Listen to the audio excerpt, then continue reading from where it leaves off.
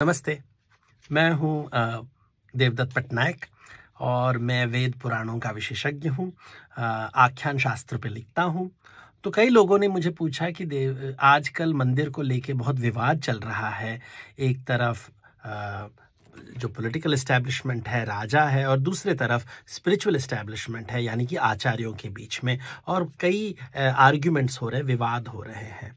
तो इसे समझने के लिए हमें याद रखना चाहिए, पुराणों में कहते हैं कि जो इंद्र देवताओं के राजा है, उनके गुरु हैं जिनका नाम है बृहस्पति, और असुरों के जो राजा है विरोचन या प्रहलाद, उनके भी एक गुरु हैं जिनका नाम है शुक्राचार्य। तो ये मान्यता है कि राजा बनने के लिए आपको एक राजगुरु या आचार्य की आवश्यकता है, और जब तक आचार्य आपके साथ नहीं रहेंगे तब तक आपकी सक्सेस नहीं होगा, आपको कामयाबी नहीं मिलेगी।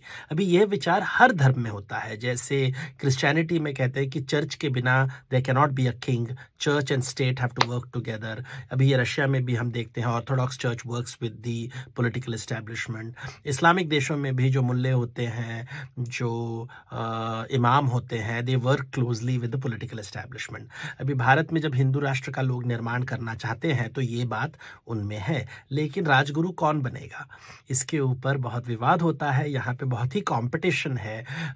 एक तरफ हम देखते हैं वैष्णव मत के लोग, दूसरे तरफ शैव मत के लोग, तथा कथित अपने आप को, जिसको कहते हैं अपने आप को वो ऋषि मानते हैं, अपने आप को वो देवता, वो कहते हैं कि हमें देवता की भाषा आती है, हम ब्राह्मण हैं, हम सुपीरियर हैं। तो ये विश्वास वाला सच होता है, जिसे हम आचार्य मानना है नहीं मानना है वो आपके ऊपर है, क्योंकि दिस इज ऑल जैसे सेल्फ डिक्लेयर्ड। जैसे मैं अपने आप को वेद और पुराणों का विशेषज्ञ मानता हूँ, कई लोग इसे नहीं मानते। वैसे ही कुछ लोग अपने आप को आचार्य मानते हैं, गुरु मानते हैं, वेदों का ज्ञाता मानते हैं, आचार्य मानते हैं। उन्हें कुछ लोग मानते हैं, कुछ लोग नहीं मानते। तो ये विश्वास वाला सच होता है। लेकिन हमारे देश में जो राजा होते हैं, जो पॉलिटिकल एस्टैब्लिशमेंट होता है, वो डेमोक्रेसी से आता है, गणतंत्र से आता है, लोकतंत्र से आता है। तो इनका जो पावर है वो लोगों से आता है। तो ये कहते हैं it is a real power, जो लोगों ने उनको दिया है, उन्हें राजा बनाया है। लेकिन आचार्यों को, ब्राह्मणों को लोगों ने पावर नहीं दिया है, वो अपने आप को पावर दे चुके हैं। तो इसलिए इन दोनों के बीच में हमेशा एक टेंशन रहता है। ये पहले जमाने से आता है। जब हम पुराण देखते हैं कि परशुराम जी और कार्तवीर्य अर्जुन जो है या राजा थे, उनके साथ बहुत युद्ध हुआ था, दोनों के बीच में लड़ाई हो गई थी।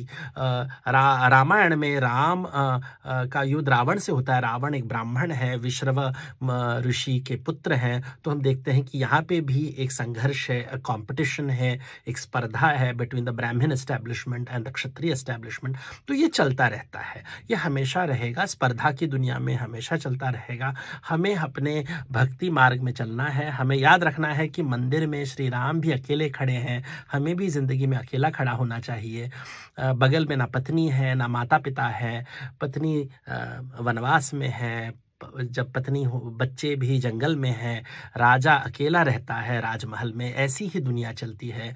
आचार्यों को भी अकेला रहना है, राजा को भी अकेला रहना है, प्रजा को भी अकेला रहना है। यही जिंदगी की सीख है।